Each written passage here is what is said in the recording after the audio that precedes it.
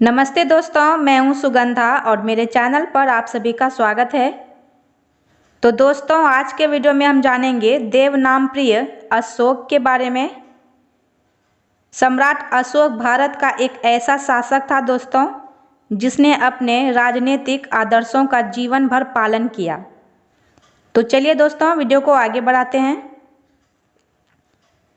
अशोक बिंदुसार का पुत्र और चंद्रगुप्त मौर्य का पौत्र था। उसकी माता का नाम शुभ्रदांगी था।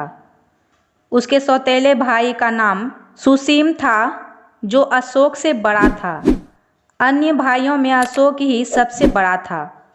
उसके सगे भाई का नाम विगत शोक था तथा छोटे भाई का नाम तिष्य था।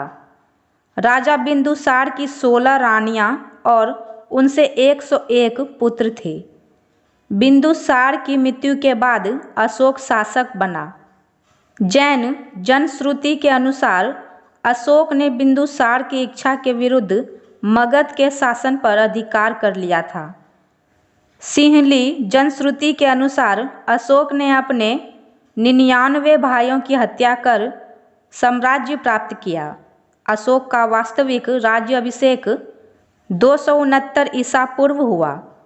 राज्य अभिषेक से पहले अशोक उज्जैन का राज्यपाल था। अशोक की अनेक पत्नियां थीं। उनमें से एक विदिशा के एक श्रेष्ठ देव की कन्या महादेवी थी। वह शाक्य वंशीय थी। महेंद्र और संघमित्रा इसी पत्नी से उत्पन्न हुए थे, जिन्होंने सिंहल द्वीप में बौद्ध धर्म के प्रचार में अशोक की सहायता की थी। अशोक की दूसरी पटरानी का नाम अशधीनमित्रा था। उसकी मृत्यु के 4 वर्षों बाद तिष्यरक्षिता अशोक की पटरानी बनी। अशोक का एक पुत्र कुणाल पद्मावती नामक पुत्री का पुत्र था। अशोक की अन्य पत्नी कालुवाकी से तीवर नामक पुत्र उत्पन्न हुआ। अशोक बचपन से अत्यंत उद्दंड और कुरूप था। अपने पिता का कभी भी वह स्नेहभाजन नहीं बन सका। बिंदुसार का समस्त स्नेह ज्येष्ठ एवं रूपवान पुत्र सुसीम पर था। बिंदुसार ने सभी पुत्रों के लिए उचित शिक्षा की व्यवस्था की थी। अशोक अपने सभी भाइयों में योग्य, प्रतिभाशाली तथा महत्वाकांक्षी था। शासन तथा सैनिक शिक्षा में वह बहुत ही प्रवीण था। पिता के जीवन काल में ही वह तक्षशिला और उज्जैन का शासक था। अशोक की योग्यता के कारण उसका भाई सुसीम उसके प्रति ईर्षा भाव रखा करता था। अशोक ने मंत्री खल्लाटक को अपने पक्ष में कर लिया था, क्योंकि वह भी सुसीम का विरोधी था। खल्लाटक ने जब 500 अमात्यों के साथ तक्षशिला में विद्रोह करवा दिया, तब बिंदुसार ने उसके दमन के लिए सुसीम को वहां भेजा। सुसीम की असफलता के बाद अशोक को वहां भेजा गया, किंतु अशोक झूठी बीमारी का बहाना बनाकर पाटलिपुत्र में ही रमा रहा। इसी बीच अस्वस्थ बिंदुसार की मृत्यु हो गई। मृत्यु के उपरांत अमात्यों ने अशोक को सम्राट स्वीकार कर लिया और राधागुप्त को प्रधानमंत्री बना दिया।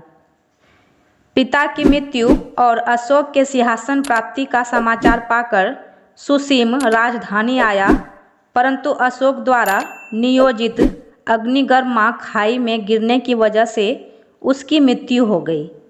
अशोक द्वारा इतने भाइयों की हत्या की कथा संभवतः बौद्धों द्वारा यह बताने के लिए की गई थी कि इतना निर्दयी और दुष्ट चरित्र व्यक्ति बौद्ध धर्म में आते ही चरित्रवान बन गया। अशोक ने स्तूप निर्माण को विशेष प्रोत्साहन दिया।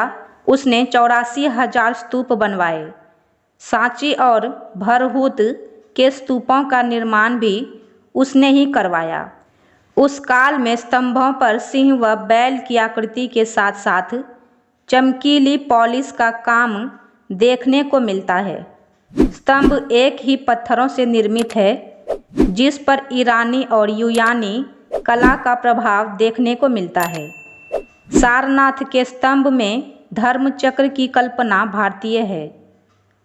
अशोक का व्यक्तित्व मानवीय गुणों से युक्त, उदार, लोकहितकारी, धर्म सहिष्णु, कर्तव्यनिष्ठ, अहिंसावादी आदर्शों से युक्त था।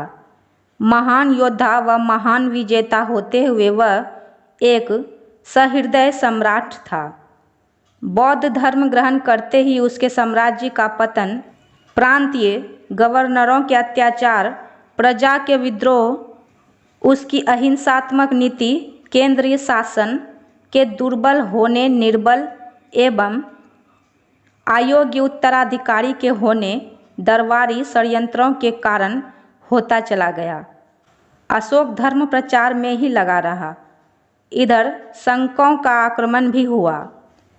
232 ईसा पूर्व में अशोक की मृत्यु के बाद उसके पुत्र कुणाल ने 8 वर्ष तक शासन किया। कुणाल के पश्चात दशरथ ने 8 वर्ष तक शासन किया। दशरथ के पश्चात संप्रति शालीशुक, देववर्मन व शतधनुष शासक हुए। उसके पश्चात बृहद्रथ शासक बना, जो मौर्य साम्राज्य का अंतिम शासक था। बृहद्रथ के सेनापति पुष्यमित्र शंकु ने उसकी दुर्बलता का लाभ उठाकर 184 ईसा पूर्व में उसकी हत्या कर दी तथा राज सिंहासन पर अधिकार कर लिया। आज का वीडियो आप सबको कैसा लगा दोस्तों, मुझे कमेंट बॉक्स में लिख के ज़रूर बताइएगा। और वीडियो अच्छा लगे तो लाइक करिएगा और मेरे चैनल को सब्सक्राइब करना नहीं भूलिएगा। धन्यवाद।